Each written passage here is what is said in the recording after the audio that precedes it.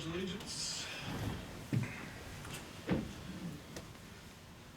Pledge allegiance to the flag of the United States of America and to the republic for which it stands, one nation, under God, indivisible, with liberty and justice for all.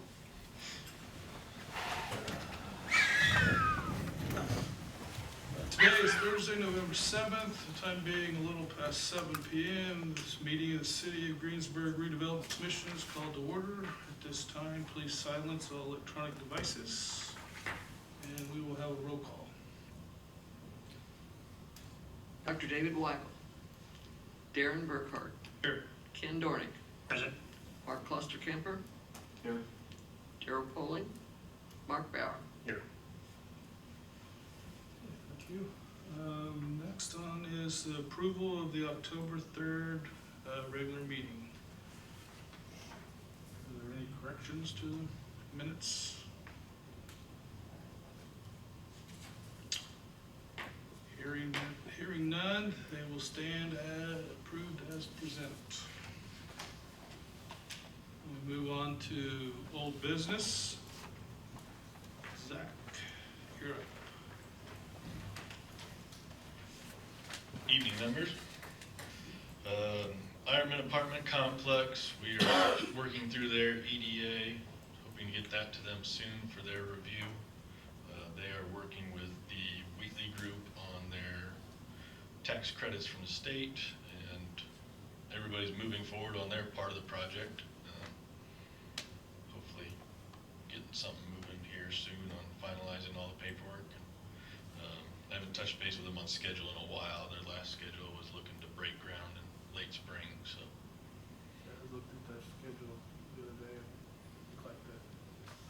We're probably moving it the wrong direction, but. Yeah. We are still keeping in touch with them, so we're still moving forward.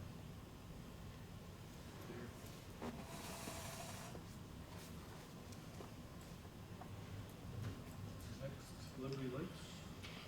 Liberty Lakes, the first foundation was poured 2 weeks ago.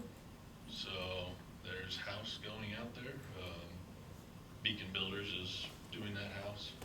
So they're looking to pour the slab and start, if not finish, framing this month.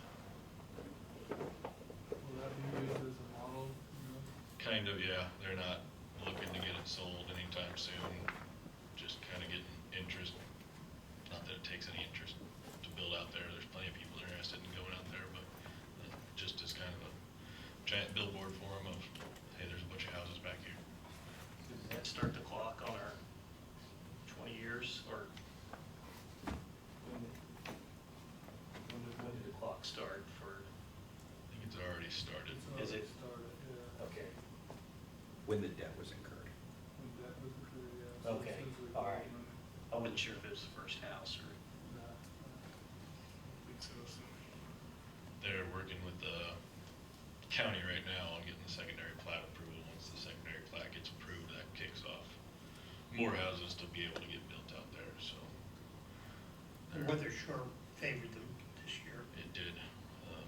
They are looking to hopefully get the intermediate paved this year on the road, so. Did it have the base down? They got half or so of the subgrade put down. Curb slipped. Utilities all? Utilities are approaching final completion. You'll see their next request for payment here. So that's one of the questions I had. It'll probably get delayed a couple days, week or so, but they are scheduled to wrap up at the end of the week with all utilities. Move on. Good. Been a long time coming. Yeah, we are trying to work with Beacon on their framing schedule to get some sort of ceremony put together. Trying not to make it too last minute for everybody, but trying to hit something to where we can have people out there and For the something to do. half-built house at least. You will get an email from me of a week or two notice of a groundbreaking ceremony. Make sure you have good weather that day too. Yeah. Don't need good. 70s are getting rarer. They're gonna get tough, we've had a good stretch here. Okay. Any other question, Louis Lake? Next item is property marketing. There still seems to be an interest popping up every once in a while on our properties. Hopefully the 1.5 acre will get an offer here soon. But so far, nothing else too heavily. Shooty did finish up grading out the 4.5 acre parcel. Seeded it. Look to see if anything's growing yet. They haven't cleared out by the lake yet, but that should be coming here soon and kind of open that place up. But yeah, Any word on when they're gonna break ground on the, no, I need to reach out to them. They sent me kind of a rough sketch a few weeks ago of just an Curiosity. overall building layout, but I haven't heard a date from them yet.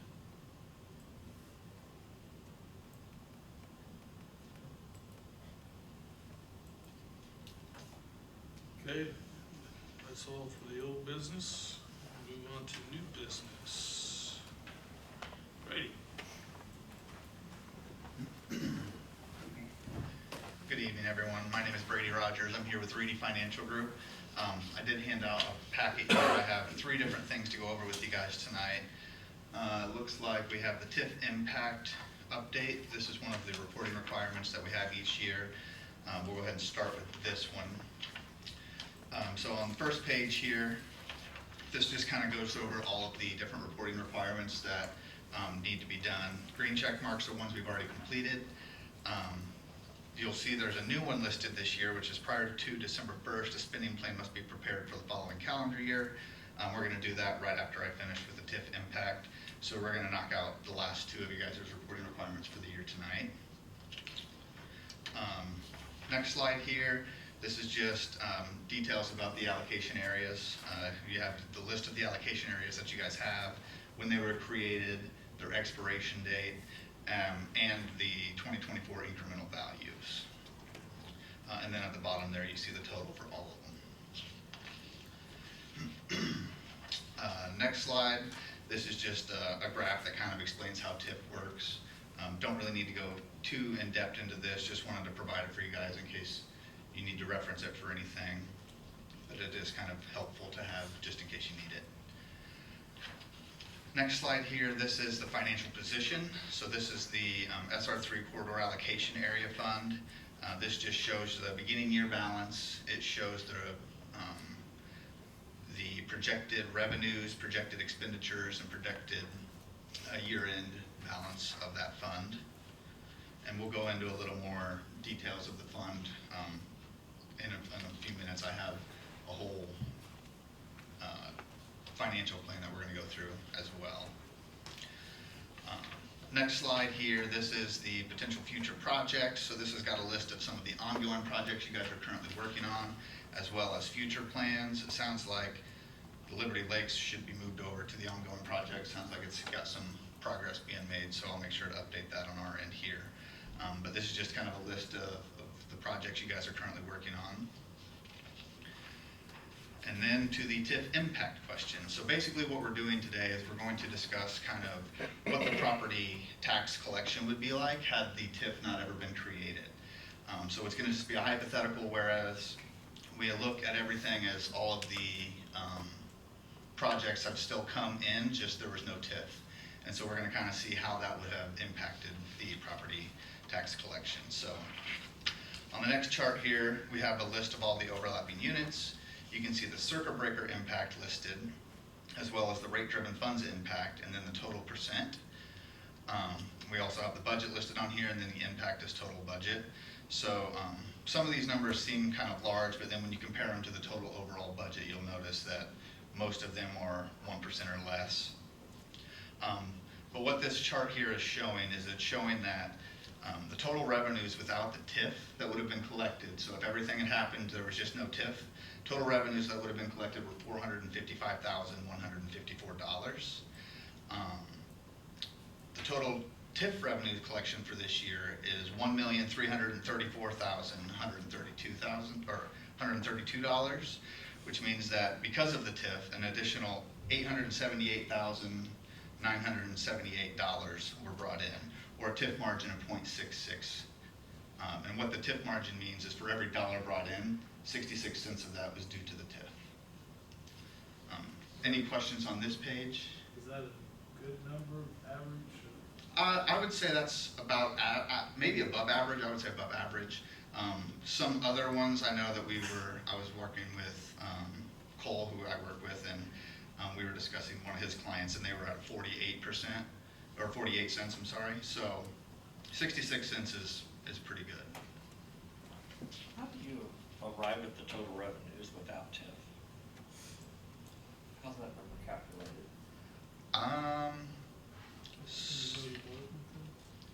Pardon? So it has to do with the circuit breaker. I could pull up the spreadsheet. I don't have the exact calculation in front of me. I don't think it goes into the details on the other side.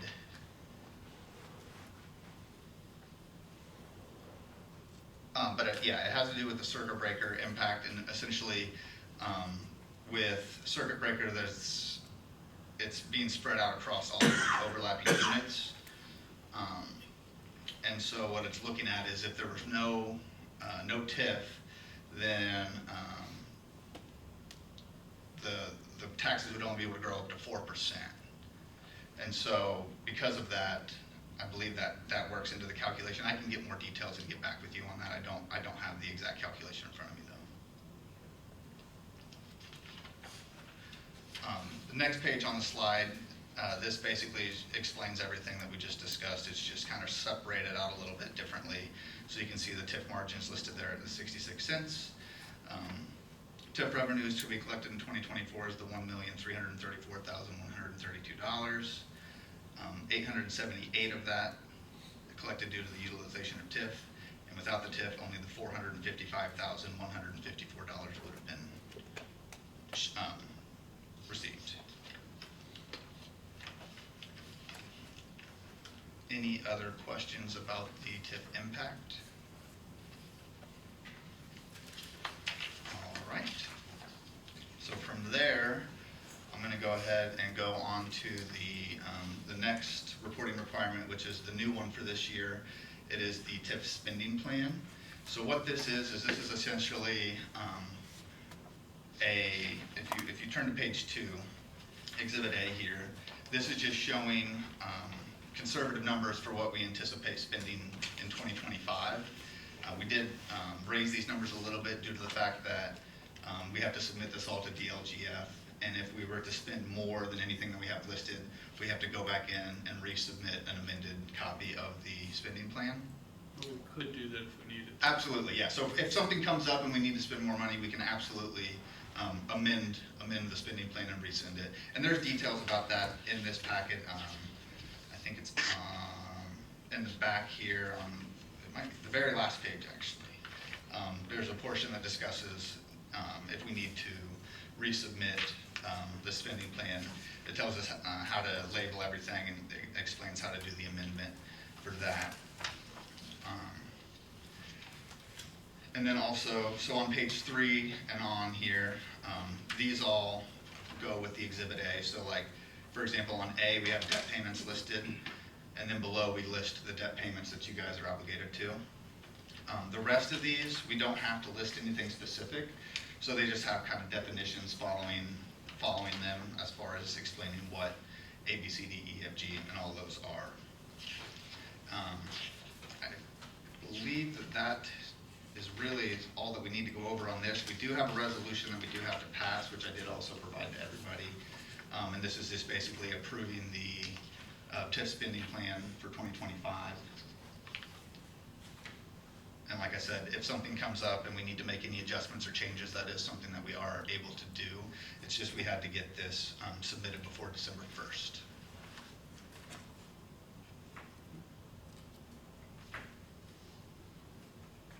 Need a motion for that. So moved. Second. A motion second. All in favor? Aye. Aye. All opposed?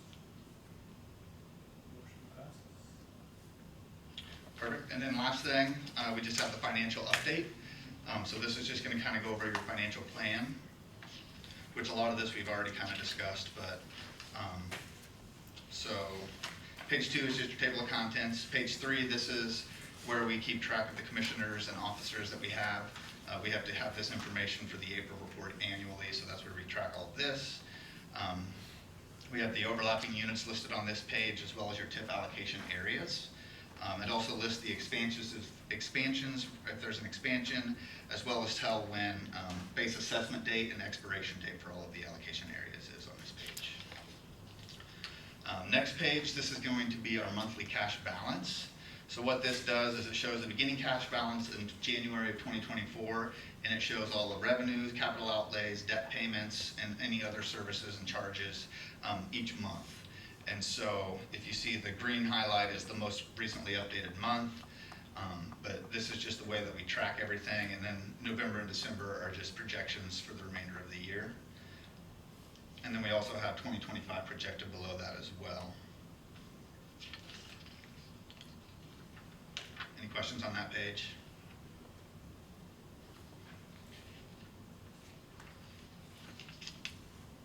The Heritage Hills allocation area, so that started in 2022? I believe Heritage Hill, yes. Don't necessarily see any revenue from that. Well, so right now the AV is at 0, the assessed value is at 0.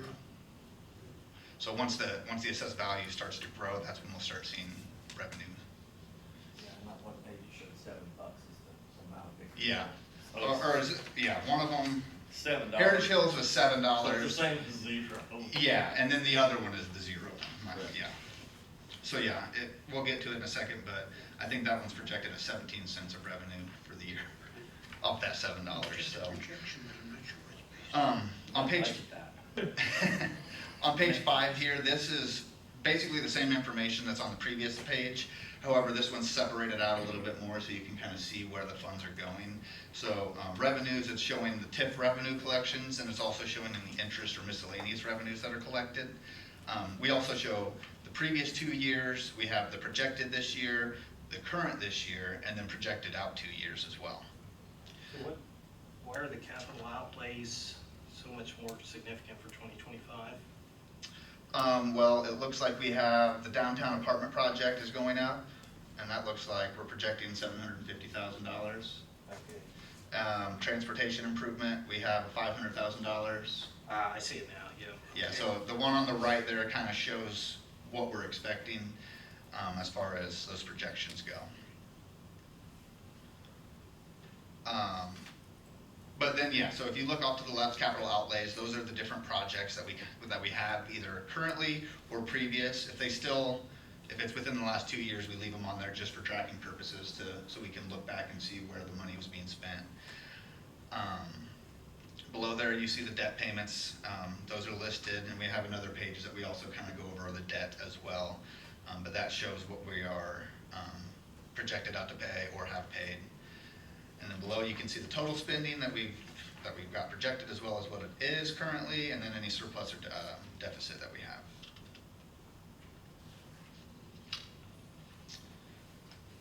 All right, next page is essentially the same thing. There's just nothing to be tracked currently for the SR3 corridor yet for the residential housing. And then Heritage Hill is kind of the same thing. Like I said, the AV was 7, so there's not a whole lot to track on that one quite yet either. Page 8 here, this is our indebtedness. So this is where we track the outstanding bonds. We have the final maturity date listed. We have the outstanding date as of January, expected amounts to be paid in 2024, and the actual amounts that have been paid in 2024. And then below that are some additional RDC related bond funds. So you have the fund number listed. We have the current or the beginning balance. We would also track any transfer ins or transfer outs, as well as interest earned. So you can see that some interest has been earned, and then on the far right, the current balance is as of October 31st as well.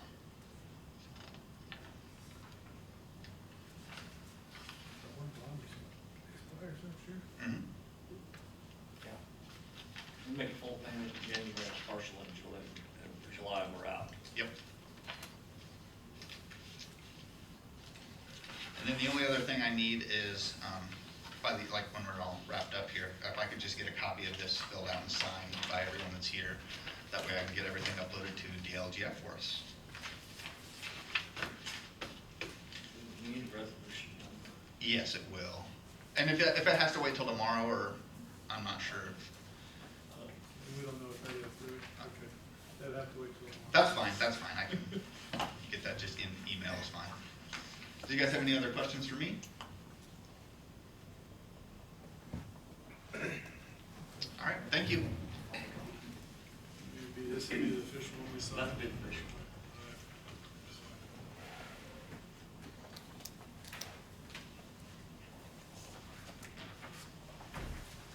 Okay, Zach, back up.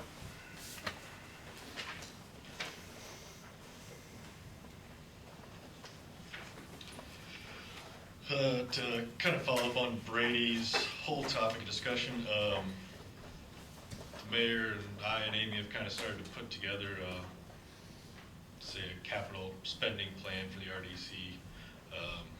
We've been putting the city's capital improvement plans together for utilities, and we said, why don't we put one together for RDC, kind of track all the projects and funds coming in.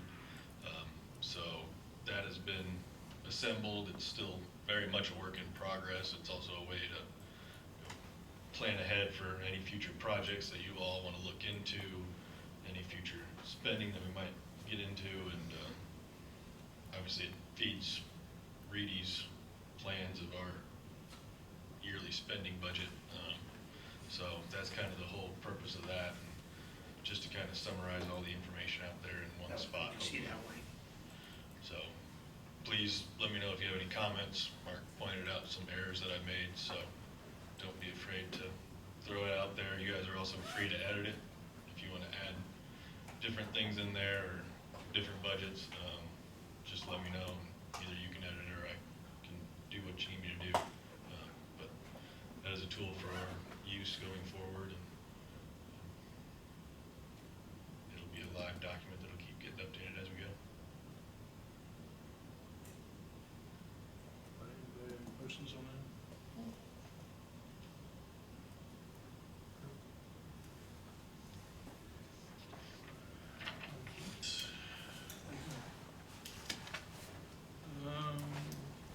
Next item is approval of claims. And we have, two claims from Reedy, Stephen Legal Group, Jennifer, the secretary, our Greensburg Municipal Water and Wastewater, and Liberty Lakes 100% Utilities, that's the big one. And we also got the invoice from Shooty on the work for that property out there for the building. I believe that's what that is, isn't it? That's correct. That's 4 acres. Yeah, that was for $33,376.75, and then we also have, CNA surety bond. I'm not sure what that is. We're all required to be bonded by state statute, and we pay that annually. Okay. The total for the claims this month is $339,786.05. Any questions or comments? What was the total again, I'm sorry? $339,786.05. The bulk of that being $300,000 for Liberty Lakes. Any other questions on that? How about a motion to approve this?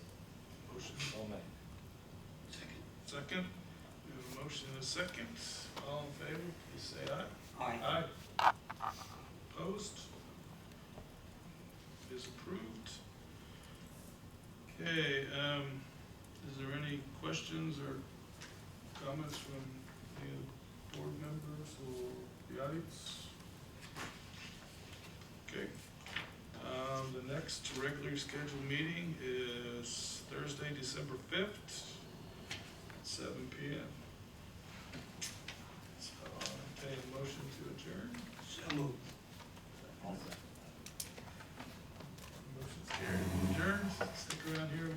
paper is